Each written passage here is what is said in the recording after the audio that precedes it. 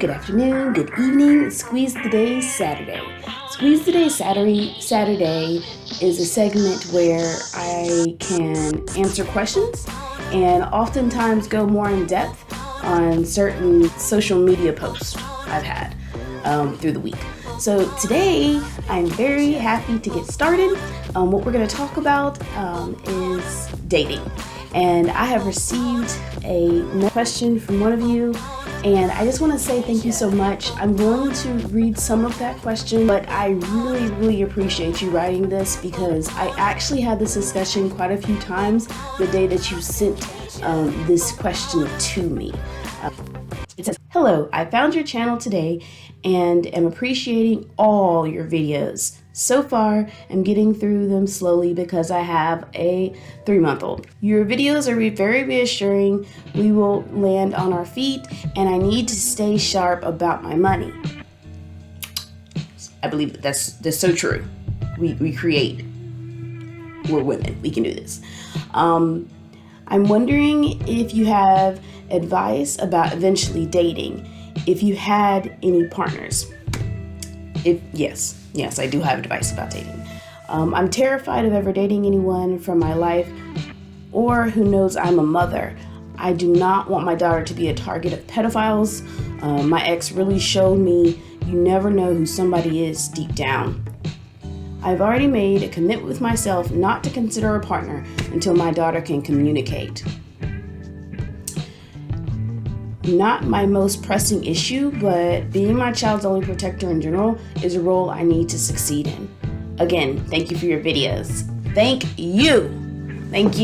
So yes, this is a question, we all want that partner in life who, is there to ride with us and who is there to not drive us back crazy, but at the same time, we're on the same path and trying to do the same thing in raising a family. So it's important to be aware of this part of ourselves and not completely shut down indefinitely. Now, I definitely want to start there. Shutting down. Very common to shut down after being in a situation that you found yourself in not to be ideal. And I think that it's actually shutting down could be a good sign. One, it shows you that you know something you missed, something you didn't realize in the relationship and the manner of the person. Maybe I noticed here it says that you didn't quite know. I didn't know the child's father like I thought he did. And boy, did he show me his colors, right? We know about that. And I say that to say we want to investigate that. Something you said that really was great was that you're going to wait till your daughter has her voice before dating. I think that is a great goal, and I have had the same goal for myself. And that can be a different age depending on the child, right? But before even the child has the chance to have a voice and have the confidence to use it, have the self-esteem to use it, have the feeling of security that mom handles her emotions well, right? And mom is an adult I can trust and lean on is important. Because children very often, they look to us and they look to see how we're feeling, right? They love us so much, but their love is immature. It's not fully grown. They can only learn to love and be loved from you. So if you are often, snappy, quick, you're all over the place with your emotions, then that tells that child what? Mom's not really safe in going to for things. She looks like she's really stressing out. And so I'll just keep this to myself. That can be something that your child does. Now, every child has a different personality type, but I'm telling you the foundation that you want your child to have when being around you, when seeing you. So that means we're not going to talk about our problems with our child, around our child.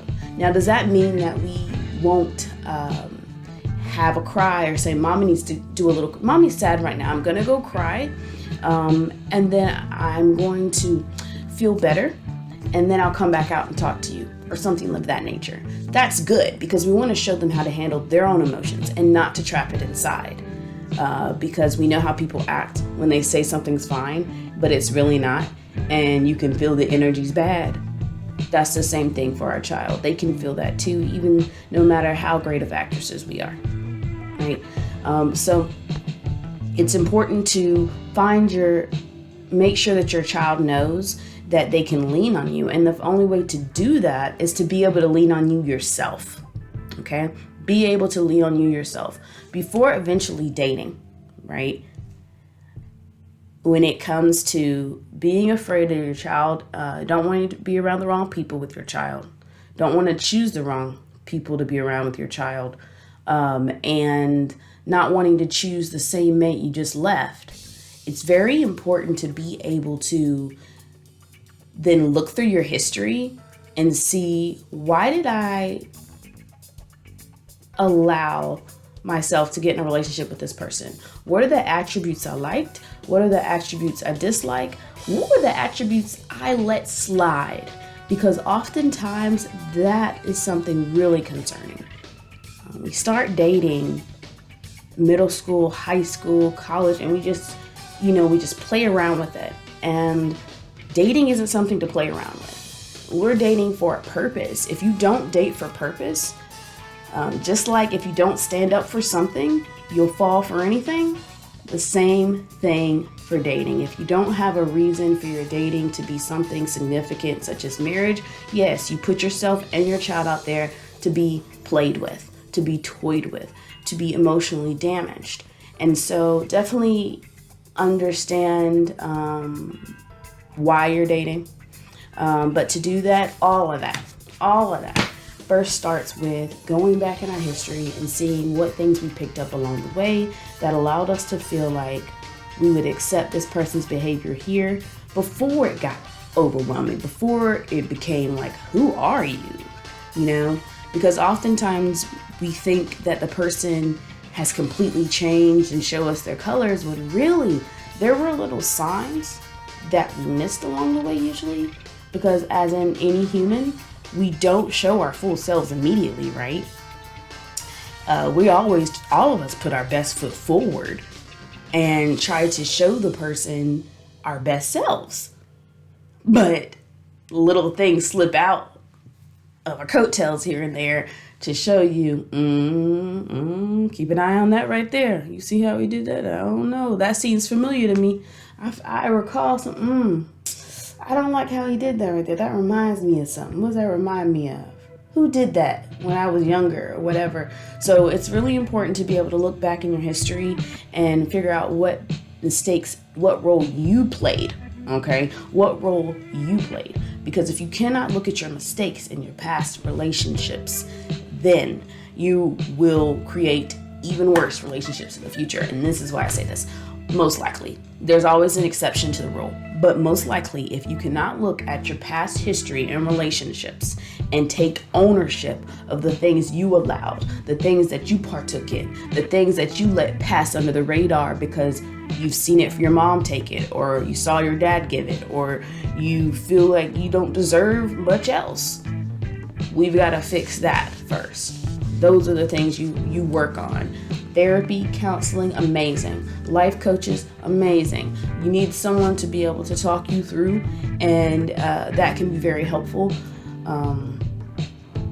because it's good to have a soundboard, someone to speak off of, to hear yourself sometimes.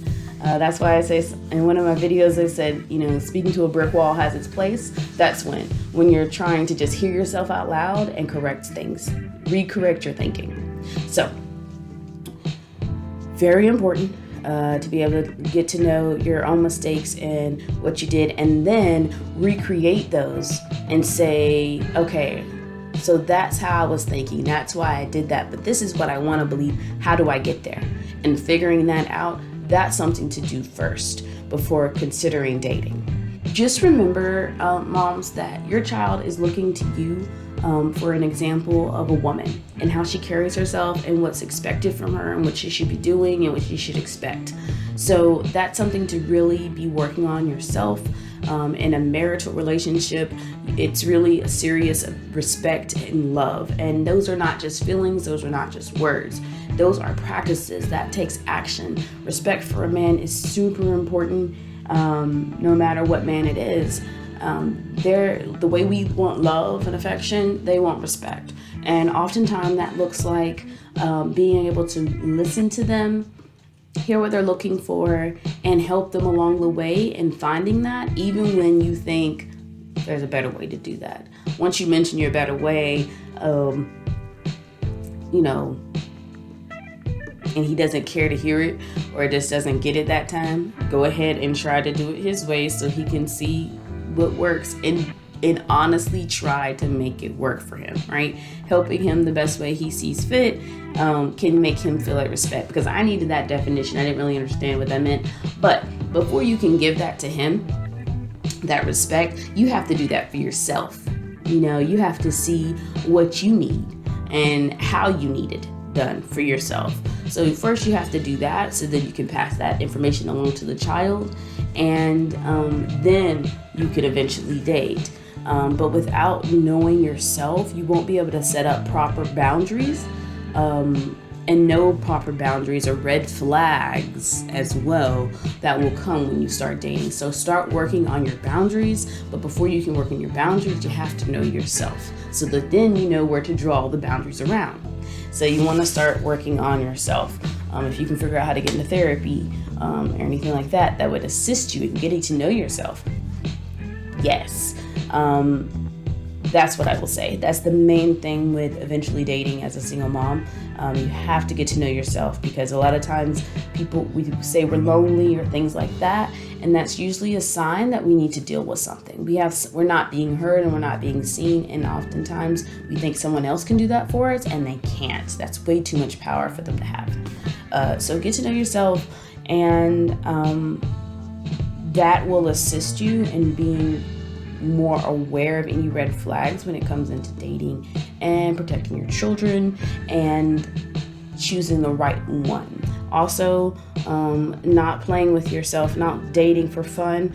That is something we started in elementary school, middle school, high school, that adults allowed, that really shouldn't have allowed it, because what it does is it really just it sets in people's minds that dating is just a sport. We have this mindset that dating is just a sport, and then we wonder why we got players and why we get played. So you want to go into it with that mindset of seriousness, or you will attract the same people that you're attracting. You will attract what you become or what you are, right? And so that's a good place to start, is the seriousness of dating. So I digress. Trigger warning. I guess I could have shifted that first. I apologize. I am a survivor, thriver from sexual abuse, and definitely understand being extremely fearful of that and wanting to make sure that your child is protected and that doesn't happen to your child. Not on your watch, right? Not on my watch. I was the same way. The thing is, I had to deal with my own sexual trauma to lessen that fear for myself. Because what happens is, when we just have the discussion with our child, protect yourself, or is that how we want to say it? Do we want to say, you got predators out there who are trying to come for you, girl? You gotta say no. And you don't want them on high alert like that. So you want to heal yourself as well. That doesn't mean don't have the conversation with them about their secret areas or special places. You still want to talk about, safety and how to protect yourself, but you want to say it in a way that isn't scary. Typically, you can find some good children's books on that. I even know of some videos for children on that, and that's something you want to look into. Be careful. Be healed is really the thing. If you can work on that, then you won't pass that fear you have with the pedophiles and things like that onto your children, because that can happen, and I've experienced that as well, where I was just trying to be hyper vigilant and explain to my daughter, okay, take care of yourself, here. But for her and her personality, she's a worrywart, and she took it to a whole nother level. I suspect it had something to do with the way I was coming off when I discussed protection or sexual protection. Even though I did it with a smile and I didn't really try, I thought I was playing it real cool. From an early age, you talk to your children about protecting themselves, but also the voice that you're saying, you're going to wait for them to have a voice. Their voice will come from you and how you handle yourself. So you want to make sure that you are learning techniques to deal with your own emotions, and also moving through them, so that you are not engulfed in them when you talk to them about things like that. So thank you so much. This has been a lot longer than I wanted it to be. Thank you for watching, especially if you watched all the way here. Okay, so these are supposed to be short on Saturdays. Take care of yourself, moms. Thank you so much for stopping by. Definitely put a comment in below. If you have any other questions, more detailed questions, definitely give them to me, because that's how we learn and that's how we grow, and that's what we're here for each other for. We need someone to bounce ideas off of as single moms, and I'm so glad to assist you with that. You have a great rest of your Saturday, the great rest of your week. If you got to go to work, do it, girl. Do it. Make it a good day. Make it a good day so you can bring home good energy when you get home. And then you can unleash that frustration throughout the day in your journals. Take care of yourself. Bye.